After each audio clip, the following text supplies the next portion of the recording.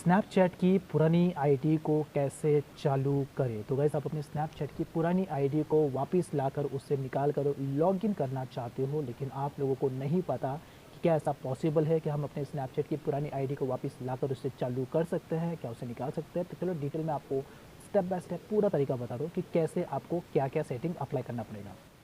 Snapchat की पुरानी ID को कैसे चालू करें। तो गाइस आपका स्नैपचैट का एक पुराना अकाउंट था जिसको आपने डिलीट कर दिया था और ऐसे में आप अपनी पुरानी उस आईडी को वापस चालू करके खोलना चाहते हो, लॉगिन करके यूज़ करना चाहते हो, लेकिन आप लोगों को नहीं पता कैसे अपनी पुरानी डिलीटेड स्नैपचैट की आईडी को वापस खोलते हैं। तो चलो डिटेल में आपको बताता हूँ।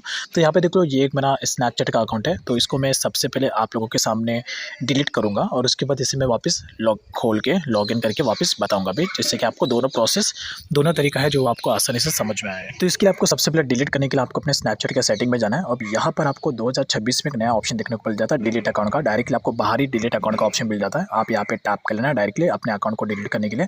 तो आप डायरेक्टली स्नैपचैट के डिलीट वाले पेज पे आ जाओगे। अब देखो, यहाँ पर आपको सिंपल सा मेंशन किया गया सबसे main cheese, after 30 days your account will be deleted.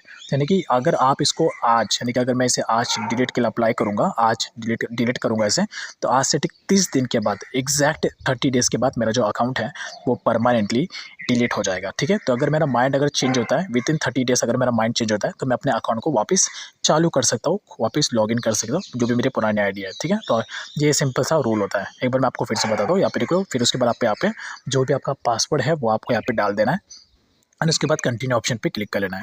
तो यहाँ पर जो अकाउंट है वो तुरंत के तुरंत डीएक्टिवेट हो जाएगा। 30 दिन के लिए मेरा अकाउंट डीएक्टिवेट होगा।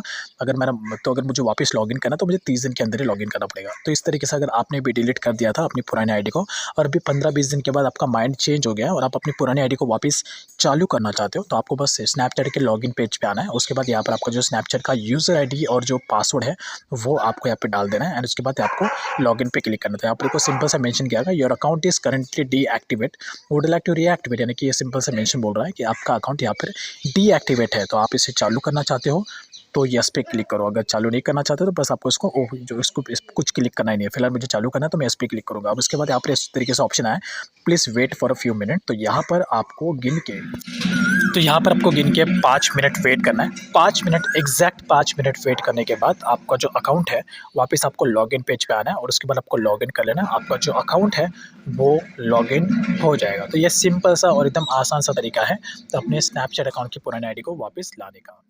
That's is all about. तो ये जो मैंने आपको सेटिंग बताया, ये सारा सेटिंग आप अपने स्नैपचैट पे जाके अप्लाई करना। यहाँ पे मैंने आपको दोनों तरीका बताया कि कैसे आप अपने स्नैपचैट की आईडी को डिलीट कर सकते हो और डिलीट करने के बाद अगर उसे वापस लाना है तो आप उसे कैसे वापस ला सकते हो। मैंने आपको दोनों तरीके बता दिए, तो जाइए इसे ट्राई करिए। कमेंट पे जरूर बताना कि आपकी ये आईडी स्नैपचैट की खुली या नहीं खुली।